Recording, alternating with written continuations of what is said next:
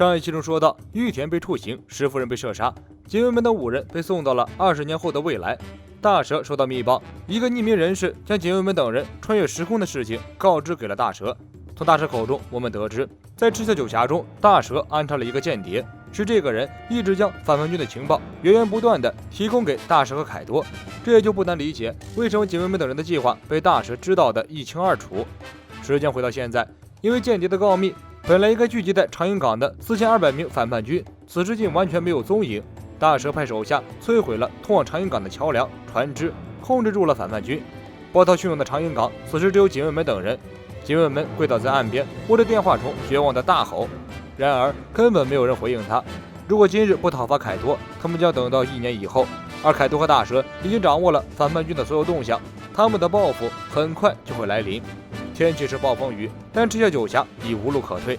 陶之助哭着求警卫们等人放弃行动，这种天气出海无异于自杀。但警卫们一行人毅然决然地乘上小舟，盯着暴风雨向鬼之岛前进。陶之助哭着喊道：“难道你们是要放弃复仇吗？”警卫们拔出武士刀，坚定地回应：“这并不是放弃，正因为人少，才更容易悄无声息地潜入鬼之岛，将刀架在凯多的脖子上。只要我还有这条命在，就不会放弃。”眼看鬼之岛就在不远的地方，但是却感觉遥不可及。这种情况太奇怪了，和20年前玉田大人带领众人讨伐凯多的那个夜晚一模一样。本来大家以为是秘密行动，结果行动计划完完全全的暴露给了敌人。今天这种情况很明显，行动计划又暴露了。警卫们很艰难地开口说道：“虽然我不愿这么想，但是我们中间恐怕出了间谍，而且还是我们最信任的人。”小菊一把抓起警卫们，愤恨地说道：“那就把间谍找出来，杀了，我们继续推进。”间谍这个话题虽然大家早有怀疑，但是谁也不敢捅破这层窗户纸，因为一旦捅破，意味着这个团队就要面临互相怀疑、互相猜测的局面，弄不好就要起内讧。果然，警卫们这一开口，大家的矛盾就起来了。何松见状，赶忙出面制止，提醒大家，现在正值讨伐敌人的关键时刻，怀疑同志绝不是时候，正好中了敌人的下怀。小菊不同意，反驳道：“如果不把间谍揪出来，放任间谍不管的话，那和白白去鬼之岛送死有什么区别？根本毫无胜算。最重要的是，背叛玉田大人的人绝对不可原谅。”看侍郎立即响应，小菊说的太好了，完全赞同。警卫们咬咬牙，流出泪水。眼前的这些人都是最早跟随玉田大人走到一起的同志，大家同吃同住，朝夕相处，生死与共。他根本不敢想象有人会背叛玉田大人。可是眼下这种情况，怎么能不去怀疑呢？警卫们摇摇头，坚定地说道：“就算有人背叛，也一定是迫不得已，说不定是被大蛇和凯多威胁了。”警卫们一个劲儿地给大家道歉，诉说自己的失职。就算有同伴通敌，也一定是因为什么难言之隐，都怪自己没有意识到，才让同伴做出这样的事情。小菊直接怒了：“你别在这扯了，通敌和普通的错误可不一样。如果没有那个间谍，玉田和他的夫人也不至于死了。不管是出于什么原因通敌，罪不可赦。”看侍郎打断了两人的争执，他完全同意小菊的想法。那么就把那个间谍的面纱揭露出来，让大家都知道吧。没错，那个间谍就是我不装了，摊牌了。闪电划过看侍郎的狰狞的脸，他笑嘻嘻地看着大家，神情得意又嚣张。警卫们慢慢转过头，看着看侍郎那张小白脸，脸上写满了震惊。怎么可能是你？我们所有人都差点被处以斧烹之刑，包括你在内。看侍郎依然保持微笑。对不起，我是个演员。看侍郎就是大蛇口中的那个父母被杀，靠演绎他人活着的那个人。他没有什么感情，也没有复仇的心理，也没有想过伤害谁，效忠谁。他就是大蛇的提线木偶而已，没有感情，没有自我，给大蛇提供他所需要的情报，大蛇让干什么他就干什么。简单来说，这个家伙自从父母死了以后，就有了人格分裂。咒语看侍郎这个名字和狂死郎一样，是一个被赋予的代号而已。看侍郎真正的名字叫做黑炭看侍郎。最初的作战计划被泄露，大家都以为是被抓捕的罗的手下贝波等人泄露出去的，结果当然不是，是看侍郎说的。但是双叶康家牺牲自己的性命，以极限1换1的方式进入狱中，改变了反叛军集合的地点。本来这件事做得十分巧妙，老康也想得很周全。不过错就错在作战计划再次被看侍郎知道了，所以老康完全就是白白送死。看侍郎把新的集合地点长营港也泄露给了大蛇。时间再往前面倒退几集，早在杰克经过左岛的时候，众人就发现了重重疑点。左岛是一个不断移动的岛屿，如果没有生命卡，是不可能找到左岛的。全兰等人当时很疑惑，为什么杰克会2次准确无误地找到左岛的位置？没错，是看侍郎向他们提供的生命卡。因为看上了这个间谍的存在，所以4200名反叛军没有按照约定到达长营港，只有警卫们等人孤零零地坐在小船上面。不过，为什么看侍郎会这么脑瘫，自己把自己是间谍的事情暴露出来了呢？因为他有靠山，一波大浪卷来，紧随浪潮的是藏在暴风雨之中的3艘巨大的海贼船，上面挂着百兽海贼团的海贼旗，船上的人发出嘲讽的声音。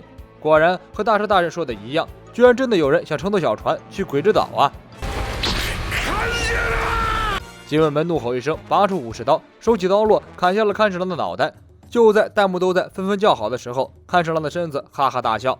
他说：“本来自己不应该这么早暴露的，就这样和大家一起下海里喂鱼也挺好。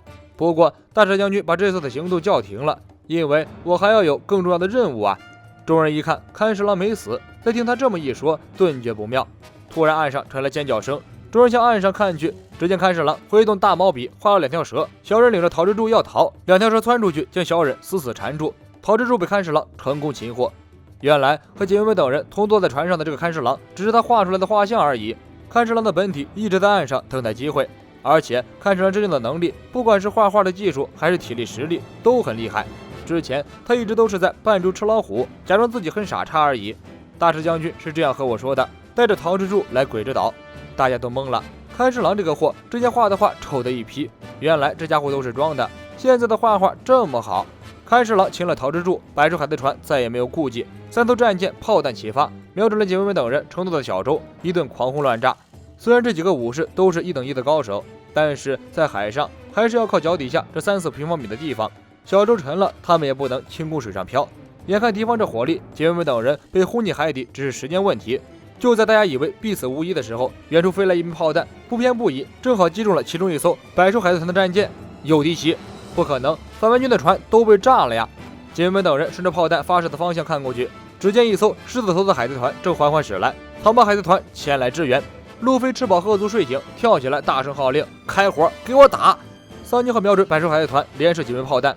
警卫们等人看到路飞的船来了，开心的刚要跳个舞，突然发现脚下这几平米的地方涌进海水，瞬间将小舟灌满，眼看小舟就要沉了，海底下突然浮出了一个黑影，将警卫们等人拖了起来。乘这种小破船顶着暴风雨出海，是你们疯了还是我疯了？太小看大海了吧，武士！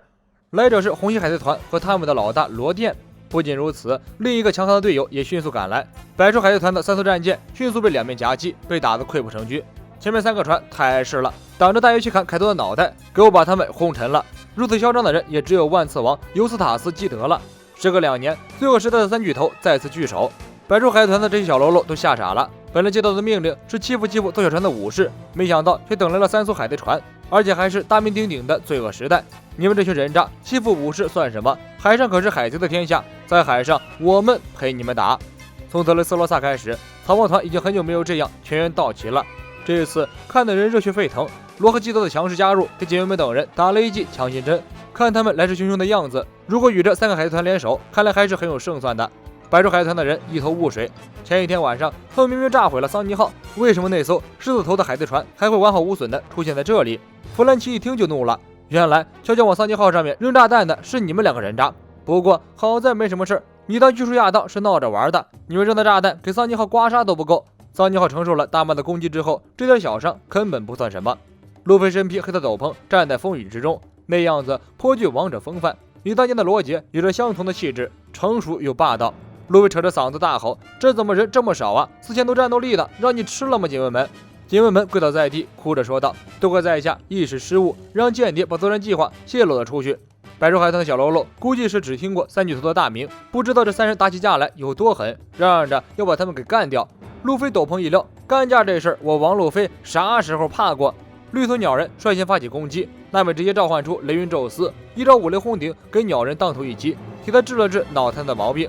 另一个少女粉鸟人向桑尼号丢炸药桶，罗宾用巨型手臂抓住后一把丢了回去，把少女粉炸了一通。路飞急着想要知道为什么4000战斗力一夜之间消失不见。小喽啰秉承着坏人死于话多的定律，将他们的作战行动都说了出来。他们是受大石将军之令摧毁了港口的船，并且炸毁了各项的桥。不仅如此，反叛军已经完全暴露了。只要过了今晚的火鸡之夜，明天的时候，凯多和大蛇就会将反叛军一个一个的杀掉。所以错过了今晚，反叛军将再也没有讨伐凯多的机会。看着惊讶的众人，这些小喽啰们更得意了。又给他们爆出了另一个大秘密四皇大妈和四皇凯多已经达成联盟，你们面对的可不仅仅是一个四皇，而是一个四皇集团。本来一直沉默不语的三个船长，一听到这个消息，突然兴奋了。你要是不提四皇，大家还没有什么干劲儿；一提到四皇，不知道为什么，突然就感觉有点兴奋了。三人争先恐后的跳到了敌方的战舰上，吵吵闹闹的抢起了人头。为了证明自己比对方都强，三人各自开大，瞬间摧毁了敌方2艘战舰。剩下的一艘战舰见状不妙，赶紧方向盘打死，掉头要跑。这时候，从这艘战舰的后面又赶来一艘战舰，巨大的船帆上写了一个大大的狂字。我靠，是谁这么狂？